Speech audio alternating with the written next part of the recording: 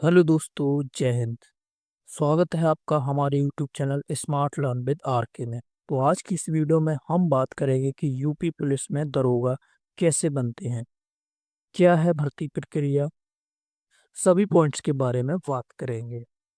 जैसे कि qualification, written exam, syllabus detail में जानेंगे, फिजिकल के बारे में भी डिटेल में जानेंगे, मेडिकल में क्या क्या होता है ये भी जानेंगे, डॉक्यूमेंट वेरिफिकेशन में क्या होता है ये भी डिटेल में जानेंगे, रनिंग कितनी होती है, हाइट, चेस्ट, वेट कितना मांगा जाता है, एग्जाम पैटर्न, समय, मार्क्स, नेगेटिव मार्किंग होती है या नहीं होती है, इन सभी पॉइंट्स के बारे में बात करेंगे डिटेल में। स्टेप बाय स्टेप पूरी जानकारी आपको मिलेगी। और वीडियो के एंड में मैं आपको कुछ स्टडी टिप्स भी बताऊंगा जो आपकी तैयारी में काफ़ी मददगार साबित होने वाली है।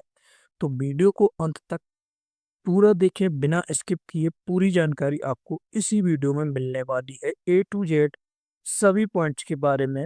लगभग सब कुछ इसमें कवर किया गया है एक ही वीडियो में।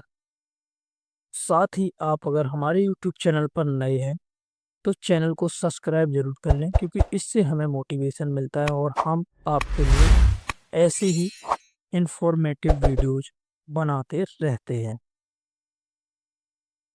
तो चलिए शुरू करते हैं।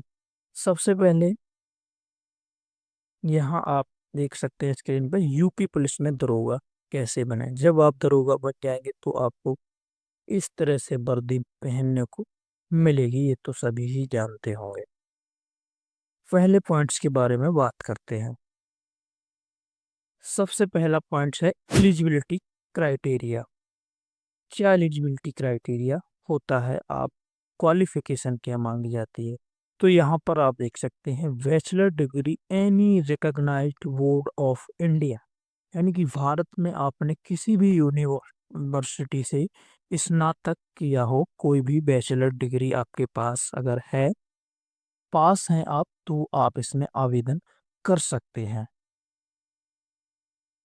नेक्स्ट पॉइंट के बारे में बात करते हैं, यूपीएसआई सिलेक्शन प्रोसेस।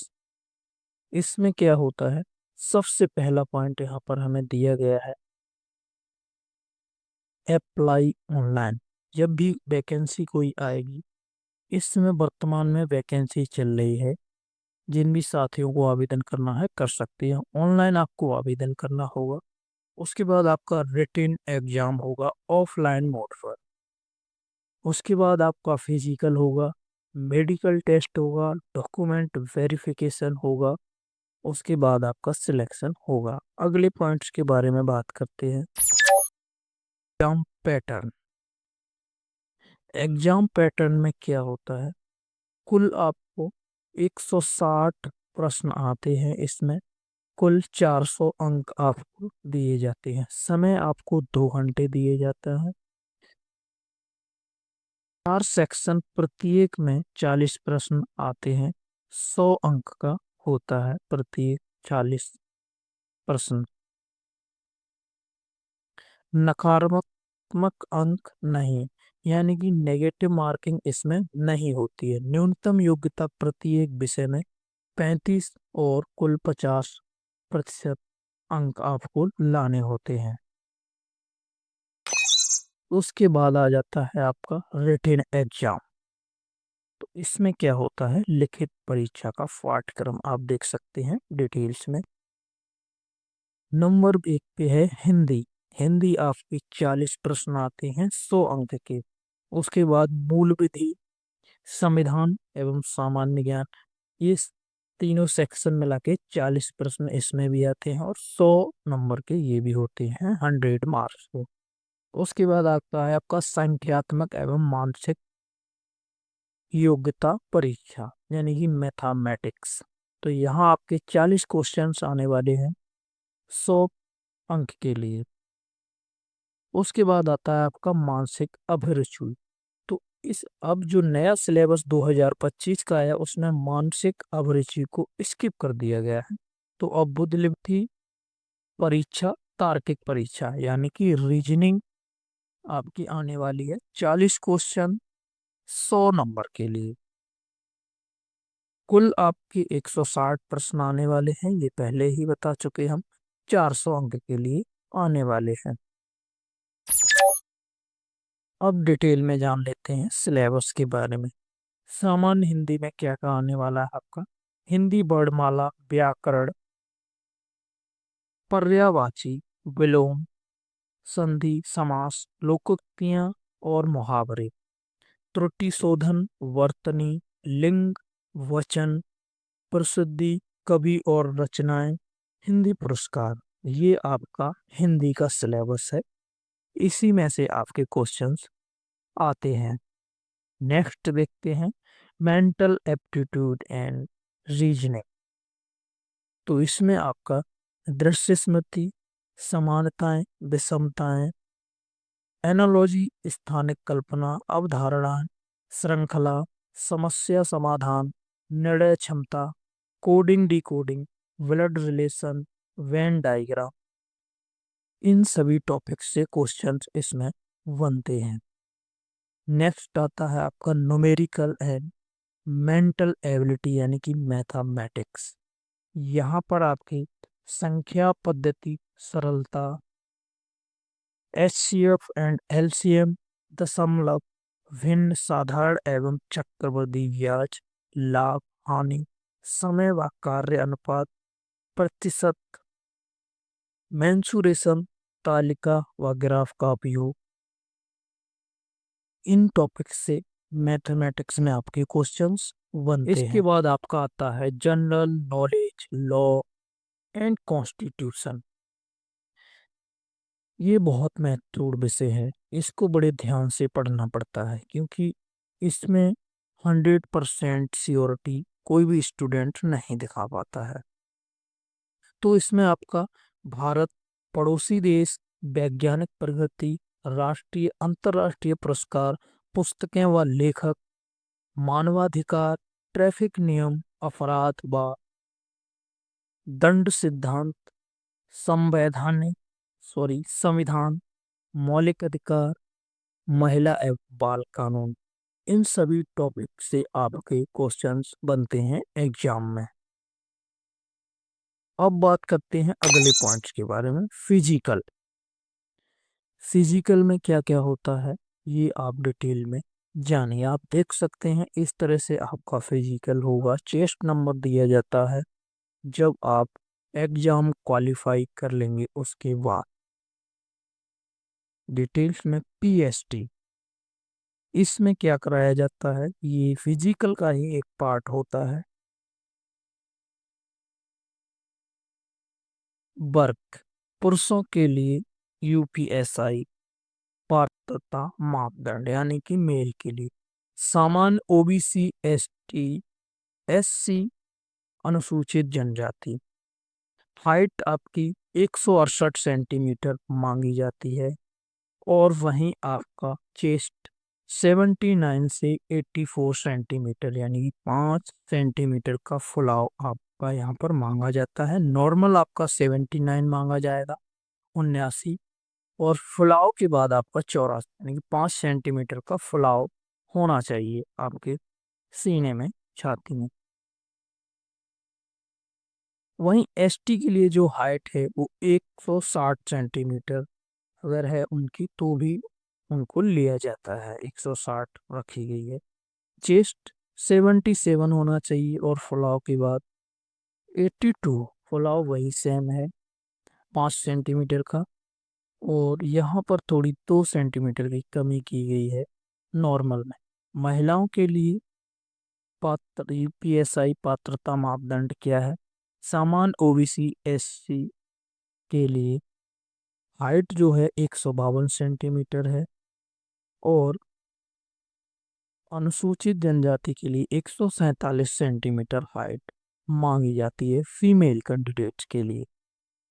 अब आ जाता है अगला पॉइंट, पीईटी।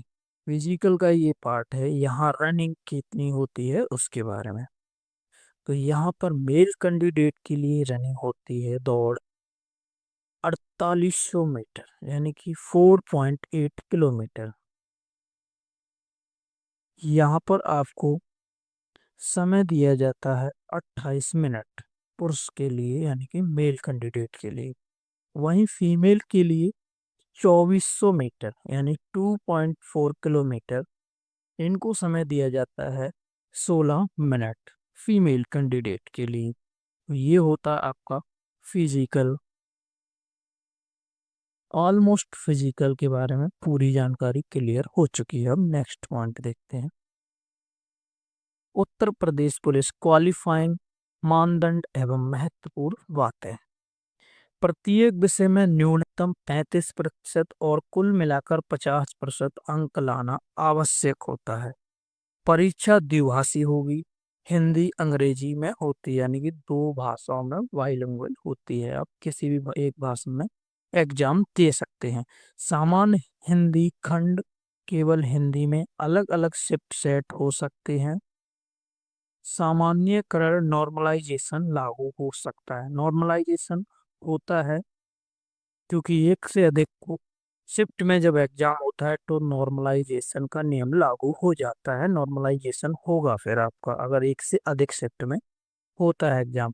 तो एक से अधिक शिफ्ट में एग्जाम कराना ही होता है क्योंकि एक शिफ्ट में एग्जाम नहीं हो पाता, इतने कैंडिडेट अप्लाई करते हैं क्योंकि भारत में इस समय बेरोजगारी चरम सीमा पर है। ये बात आप अच्छी तरह से समझते होंगे अगर आप एक स्टूडेंट हैं तो। लिखित परीक्षा के अंक ही मेरिट निर्माण में प्रमुख भूमिका निभाते हैं। यानी कि जो आप रिटन एग्जाम देंगे उसी के एग्जाम उसी के अंक जो होते हैं वो आपके सिलेक्शन प्रोसेस में मैटर करते हैं, ना कि पीईटी पीएसटी। ये सिर्फ क्वालिफाइंग है, इसमें आपको कोई भी अंक नहीं दिया जाता। जो लिखित परीक्षा में आपके मार्क्स आते हैं उसी के आधार पर सिलेक्शन होता है। अब आ जाता है डॉक्यूमेंट वेरिफिकेशन। दस्तावेज सत्यापन। आवश्यक दस्तावेज आधार, ई केवाईसी, फोटो, हस्ताक्षर, ओटीआर आवेदन प्रिंट, उच्च विद्यालय इंटर स्नातक प्रमाण पत्र व मार्कशीट। ये आपके स्कूली सर्टिफिकेट जो हैं वो लगते हैं। जाति आरक्षण, निवास डोमिसाइल एक ही चीज होती है। आर्थिक रूप से कमजोर वर्ग, ईडब्ल्यूएस प्रमाण पत्र आदि अनुभव, सेवा संबंधी एनओसी यदि लागू है तो खेल एनसीसी प्रमाण पत्र। ये सभी डॉक्यूमेंट्स लगते हैं। इनमें से जो डॉक्यूमेंट्स आपके पास हैं नौ आपके कास्ट और उस आरक्षण से रिलेटेड जो भी डॉक्यूमेंट अलग अलग जातियों के अलग अलग बनते हैं तो उस हिसाब से ये डॉक्यूमेंट्स हैं। आप इसमें बेहतर समझ पाएंगे आप अपने हिसाब से इसमें पढ़ेंगे तो। नेक्स्ट पॉइंट आ जाता है मेडिकल टेस्ट। चिकित्सक परीक्षण सामान्य जांचें। इसमें क्या होता है? दृष्टि परीक्षण, रंग दृष्टि, बीएमआई सामान्य, शारीरिक फिटनेस, नशीले प्रतिबंधित पदार्थों की जांच, पुरानी गंभीर बीमारियों की स्क्रीनिंग, चिकित्सक मानक फिटनेस, यूपीपीआरपीबी सरकारी नियमों के अनुसार किए जाते हैं। ये मेडिकल टेस्ट आपका। नेक्स्ट पॉइंट, फाइनली आपका सिलेक्शन होता है जब आप ये सभी प्रक्रिया पूरी कर लेते हैं और आप इनमें क्वालिफाई हो जाते हैं सभी प्रक्रियाओं में, तब आप फाइनली सिलेक्टेड हो जाते हैं। मेरिट लिस्ट जारी की जाती है और अगर आप सिलेक्टेड हैं तो फिर आपके लिए ट्रेनिंग के लिए कॉल लेटर आता है और आपको इस तरह की वर्दी दी जाती है जहां 2 स्टार आपके कंधे पर लगे होते हैं। साथ ही मैंने आपको बताया था कि वीडियो के एंड में मैं आपको कुछ स्टडी टिप्स भी बताऊंगा तो वो देख लेते हैं। चलिए, यहाँ पर कुछ जनरल टिप्स हैं। नियमित अभ्यास और मॉक टेस्ट जरूर दें। मजबूत विषयों को और बेहतर बनाएं। कमजोर विषयों पर अधिक समय दें। जो विषय आपके कमजोर हैं उन पर ज़्यादा समय दें। वो आप जानते हैं बेहतर कि आपका विषय कौन सा कमजोर है। ये कैसे पता लगेगा कि आपका विषय ज़्यादा कमजोर? उसके लिए आपको मॉक टेस्ट देना होगा। आप मॉक टेस्ट देंगे तो उससे आपकी अच्छी प्रैक्टिस हो जाएगी। और साथ ही आपको पिछले वर्षों के प्रश्न पत्र को हल जरूर करना है। ये बहुत मैटर करता है। प्रीवियस ईयर के क्वेश्चंस को आप ज़रूर सॉल्व करते रहें, देते रहें टेस्ट को। अंत में आपको वीडियो अच्छी लगी, जानकारी आपको अच्छी लगी, तो वीडियो को एक लाइक जरूर करें, शेयर करें और चैनल को सब्सक्राइब जरूर कर लें ऐसी अपडेट वाली वीडियोज पाने के लिए। साथ ही आप हमारे टेलीग्राम चैनल को भी ज्वाइन कर सकते हैं, जिसका लिंक आपको डिस्क्रिप्शन में मिल जाएगा। वहाँ से आप ज्वाइन कर सकते हैं, कोई भी अपडेट आपको वहाँ से मिल जाएगी। अगर किसी भी साथी का कोई भी क्वेश्चन है, कोई क्वेरी है, तो आप कमेंट में बता सकते हैं। और अगला वीडियो किस टॉपिक में बनाना है वो भी आप कमेंट करके बता सकते हैं, तो उस टॉपिक पे मैं वीडियो बनाने की कोशिश